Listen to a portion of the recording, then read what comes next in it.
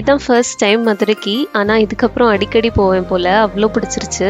ரொம்ப குட்டி ட்ரிப் தான் போட்டிருந்தோம். மார்னிங் 4:30க்கே நம்ம ஊர்லேருந்து பஸ் ஏறியாச்சு. 9:30க்கு ரீச் ஆகிட்டோம். போய் ரெஃப்ரெஷ் ஆகி பிரேக்ஃபாஸ்ட் சாப்பிட்டு அப்படியே மீனாட்சி அம்மன் கோயில் போயாச்சு.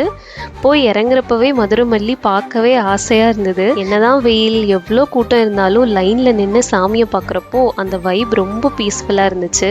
வெளியே வந்து அப்படியே கடை வீதியெல்லாம் சுற்றிட்டு குட்டி குட்டி மெமரபிள் திங்ஸ் வாங்கியாச்சு மதுரைக்கு வந்ததுக்காக. அப்படியே ஈவினிங் போல் தெப்பக்குளம் கோவில் போனோம். அந்த ஏரியாவே திருவிழா மாதிரி இருந்துச்சு. தெப்பக்குளம் தண்ணி ஒரு சைடு மின்னுது, இன்னொரு சைடு அவ்வளோ கடைங்க. டெய்லி இப்படி தான் இருக்குமா இல்லை என்னன்னே எங்களுக்கு புரியல. மொத்தத்தில் பக்காவான ஒரு வைபான பிளேஸ் அது.